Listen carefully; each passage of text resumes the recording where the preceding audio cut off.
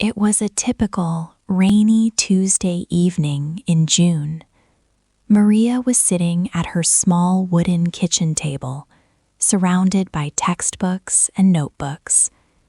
She was trying to finish a difficult English grammar exercise about the present perfect tense.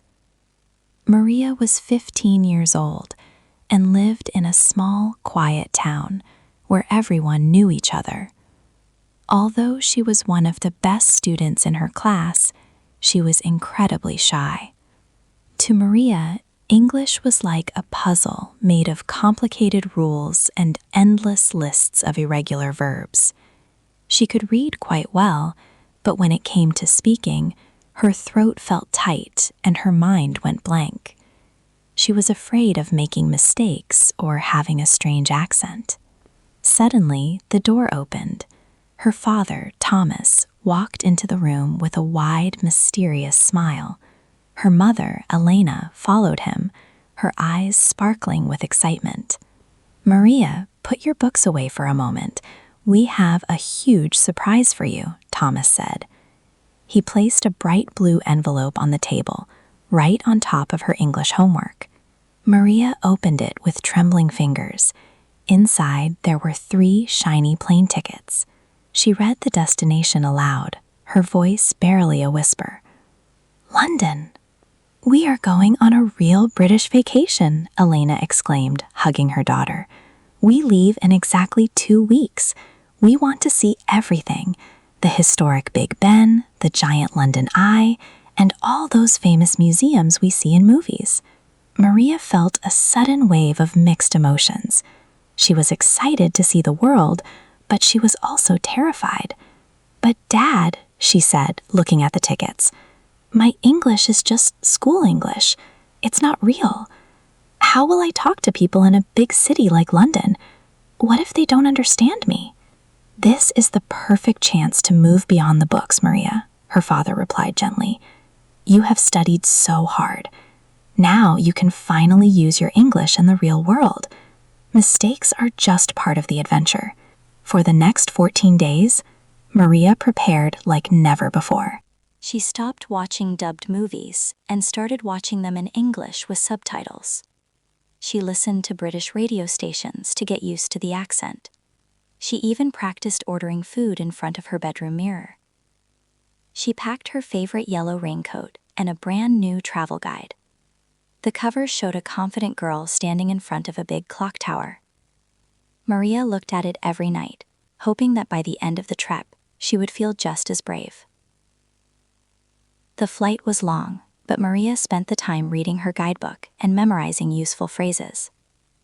When the plane finally touched the ground at Heathrow Airport, her heart was racing. The airport was enormous, a sea of people from every corner of the globe. Signs were everywhere, and for the first time, they weren't in her native language. "Okay, team," Elena said as they walked through the bright corridors toward the exit. "We need to find the fastest way to the city center. Maria, you are our leader today. Can you guide us?" Maria looked at the overhead signs. Ground transportation, Heathrow Express, underground, way out. It was a lot of information to process at once. "The underground is the subway system, right?" Maria asked, checking her notes. "Exactly," Thomas said. "People in London also call it the tube. Let's find the ticket machines." At the station, the machines looked complicated. There were different colors and zones. Maria took a deep breath and stepped forward. She read the touchscreen carefully, translating the options in her head. "We need Zone 1 to 6 travel cards for the week," she told her parents. She carefully selected the options, inserted the payment card, and waited. 3 tickets popped out. It was her first small victory, and it felt great. They boarded the Piccadilly line. The train was crowded, filled with the sounds of different languages and the rustle of newspapers. Maria listened intently to the automated announcements.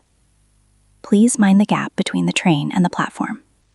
The voice was so clear and formal. She repeated the phrase quietly to herself, trying to imitate the British ah sound. Their hotel was located in South Kensington, a beautiful neighborhood with white buildings and black iron fences. When they walked into the lobby, a tall receptionist with a friendly, professional smile greeted them. "Good afternoon. Welcome to London. How can I help you today?" he asked. Maria felt her stomach flip, but she remembered her practice in the mirror. "Hello, good afternoon," she said, standing tall. "We have a reservation for 3 people. My father's name is Thomas Rossi." The man typed quickly on his keyboard. "Ah, yes, Mr. Rossi. A triple room for 5 nights, including breakfast. Here are your electronic keys. Breakfast is served in the dining room from 7 to 10 a.m. Do you have any questions about the local area?" Maria understood almost everything he said. "Yes, thank you. Where is the elevator? I mean, the lift?" she asked, quickly correcting herself to use the British term she had learned. "Just around the corner to your right, miss. I hope you have a lovely stay." Maria smiled widely as they walked to the lift. She hadn't just studied English. She had used it to get her family to their temporary home. On their first full day, the clouds parted and the sun came out, a rare and beautiful gift in London. The family decided to skip the dark tunnels of the tube and take a classic red double-decker bus instead. They climbed the narrow stairs and found seats at the very front of the top floor. It felt like they were flying over the streets. "Look over there," Maria pointed as the bus crossed a bridge. "There is the Thames River, and look at the Shard, it's so tall." They passed Trafalgar Square, where giant bronze lions guarded a tall column. Finally, they saw the Houses of Parliament and the Great Clock, famously known as Big Ben. It was magnificent, its golden details shining in the sunlight. Maria took dozens of photos, imagining the stories she would tell her friends. After the bus ride, they walked through the tall gates of Buckingham Palace. They arrived just in time for the changing of the guard. The ceremony was full of music and tradition. Soldiers in bright red tunics and tall bearskin hats marched in perfect rhythm. "They look so disciplined," Alina whispered, impressed by the spectacle. "They are the King's Guard," Maria explained, reading a historical paragraph from her guidebook. "This tradition has been happening for hundreds of years." To escape the crowds, they walked into St. James's Park. It was a green paradise in the middle of the city. Ducks swam in the lake and pelicans sat on the rocks. As they walked, a brave squirrel ran across the path and stopped near Maria. A little boy was nearby, trying to feed it a nut. "Excuse me," a woman's voice interrupted Maria's thoughts. It was the boy's mother. "I'm terribly sorry to bother you, but do you happen to know if there is a cafe or a kiosk nearby? My son is very thirsty, and the sun is quite warm today." Maria froze for a split second. A real English person was asking her for help. The grammar rules started spinning in her head, but she pushed them away. She focused on the meaning.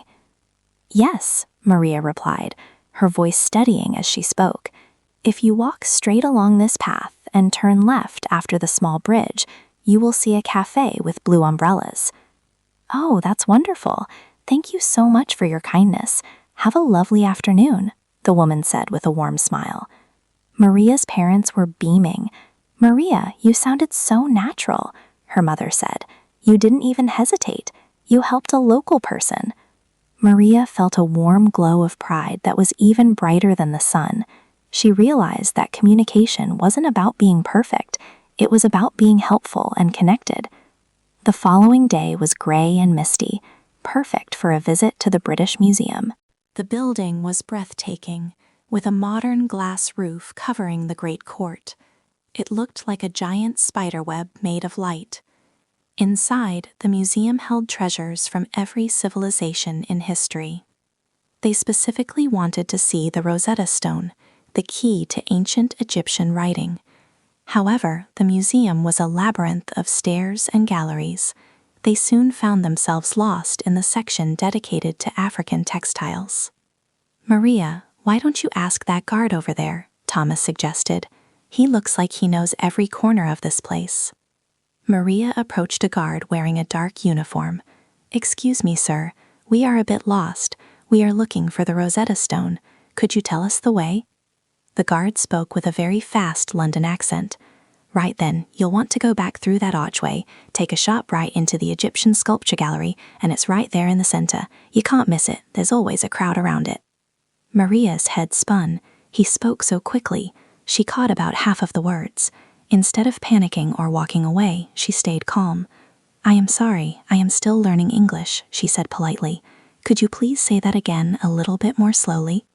The guard's expression softened into a kind smile. "Of course, love, no problem at all. Go back that way," he pointed slowly. "Turn right at the big statues, and look for the room labeled number 4. It's right in the middle." "Thank you very much. Have a good day," Maria said. She realized an important lesson. It is okay to ask people to slow down. Most people are happy to help if you are honest. They found the Rosetta Stone, and Maria spent an hour reading the descriptions. She learned how the stone had the same message written in 3 different scripts, which allowed historians to finally understand hieroglyphs. It reminded her of her own journey, translating one world into another. By the middle of the week, the family decided to experience a true British tradition, afternoon tea. They found a charming, old-fashioned tea room in the heart of Covent Garden. The air inside smelled of cinnamon, baked bread, and bergamot. The waitress, a young woman with a colorful apron, brought a silver stand with 3 tiers. "Here we are," she said. "Selection of finger sandwiches on the bottom, warm scones with clotted cream and jam in the middle, and our chef's special pastries on top. Would you like Earl Grey or English breakfast tea?" "English breakfast with a little bit of milk, please," Maria ordered confidently. As they ate, Elena looked at the scones. "They look like heavy bread. How do we eat them?" Maria consulted her culture section in the guidebook. "You break them in half with your fingers, not a knife. Then you spread the cream and the jam. Some people in England argue about which goes first, the cream or the jam. It's a very famous debate." They spent the hour relaxing and listening to the ambient noise. At the table next to them, 2 university students were talking animatedly about their upcoming exams and their plans for the summer. Maria found herself eavesdropping, not because she was nosy, but because she was fascinated by the rhythm of their speech. She understood that they were worried about a history professor who was very strict. "It's like a live listening exam," Maria whispered to her parents, giggling, "and I think I'm passing." After tea, they explored the Covent Garden Market. It was a place of pure energy. Street performers were everywhere. A juggler was throwing fire clubs into the air, and a classically trained violinist was playing a modern pop song. The crowd was cheering and clapping. Maria saw a small stall tucked away in a corner. It sold beautiful, handmade leather journals with gold-edged paper. She had been looking for a place to write down her travel memories. "How much is this one, please?" she asked the shopkeeper, pointing to a dark green journal. "That one is £15, dear," the man said. "Hand-stitched right here in East London. It is very beautiful. I will take it," Maria said. She counted her coins and notes carefully. 10, 15. "Here you go." "Cheers, mate. Enjoy your writing," the man said as he handed her the bag. "Cheers?" Maria asked her father as they walked away. "I thought cheers was only for when you have a drink and hit glasses together." "In the UK, cheers is a very common way to say thank you or goodbye," Thomas explained. "It's informal and friendly. You'll hear it 100 times a day here." Maria pulled out her pen and wrote her first entry in the green journal. "Today I learned that cheers means more than I thought. London is full of surprises." On Thursday, the family headed to Hyde Park, a massive green space that felt like the lungs of the city. They walked past the Speaker's Corner and reached the Serpentine, a large, curved lake. Thomas decided to rent a rowing boat. "You should row, Maria. Show us your strength," he joked. Maria took the oars and slowly moved the boat across the water. It was peaceful. Swans glided past them, looking for crumbs of bread. After an hour on the water, they returned to the shore and sat on the grass to rest. Nearby, a girl who looked about Maria's age was sitting alone. She had a sketchbook on her lap and was drawing the reflection of the willow trees in the water. Her drawings were detailed and professional. Maria, who also loved to draw, felt a sudden spark of curiosity. "That is a very beautiful drawing," Maria said, gesturing toward the sketchbook. She felt her heart skip a beat. This was the first time she was starting a conversation with someone her own age. The girl looked up, surprised, and pushed her glasses up her nose.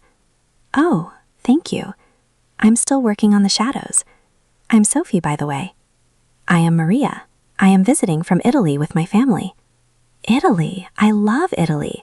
I went to Rome last year. The food was incredible," Sophie said enthusiastically. Are you enjoying London, or is it too rainy for you? They laughed together. I love it, Maria said. The buildings are so old and the parks are so big. But sometimes people speak very fast. It is difficult to understand everything. Sophie nodded sympathetically. Don't worry about that. London is a melting pot. Half the people here have different accents, and even I have to ask people to repeat themselves sometimes. The most important thing is that you are trying. Your English is actually really good. They talked for nearly 40 minutes. They discussed their favorite bands, the differences between Italian and British schools, and their shared love for art.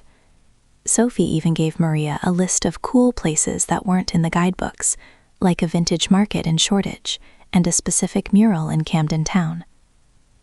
When Maria's parents signaled that it was time to move on, the two girls exchanged social media handles. Send me a message when you get home. We can practice English together on FaceTime, Sophie suggested. I would love that. See you soon, Sophie, Maria waved. As they walked away, Thomas put an arm around his daughter's shoulder. Do you realize what just happened? You didn't just use English. You made a friend in English. That is the ultimate goal of any language. Maria looked at her phone and saw a new notification. Sophie Draws followed you. She felt like a different person than the girl who had been crying over grammar exercises 2 weeks ago. For their final evening in the city, the family went to the South Bank. The area was vibrant, with the smell of roasted nuts and the sound of skateboarders practicing near the river. The London Eye, the giant observation wheel, was illuminated in a soft, glowing blue against the purple evening sky. They had tickets for the final flight of the day. As their glass capsule slowly rose into the air, the city began to shrink below them. First, the buses looked like toy cars. Then, the people looked like tiny dots. Finally, the entire horizon of London opened up. They could see the winding snake of the Thames, the glowing lights of the many bridges, and the distant, sparkling skyscrapers of the city. The dome of St. Paul's Cathedral looked like a giant pearl in the moonlight. It's like a dream, Elena whispered, leaning her head on Thomas's shoulder. Malia, her father said, looking at the view, think back to that rainy Tuesday at our kitchen table. What do you think of English now? Maria looked at the lights of London reflecting in the glass. I used to think English was a wall, she said thoughtfully. I thought it was something that kept me away from people because I wasn't good enough. But now I see that it's actually a bridge. It's a bridge that allowed me to help that mother in the park. Did you enjoy Maria's journey through London? Learning a new language is the greatest adventure you can take. We hope this story helped you practice your English and gave you the confidence to start your own vacation into a new language. If you enjoyed this video and want to see more stories like London Vacation to help you learn English, please like this video to let us know you enjoyed it. Subscribe to our channel so you never miss a new lesson or story. Comment below, which part of London would you like to visit first? Thank you for watching and keep practicing. See you in the next adventure.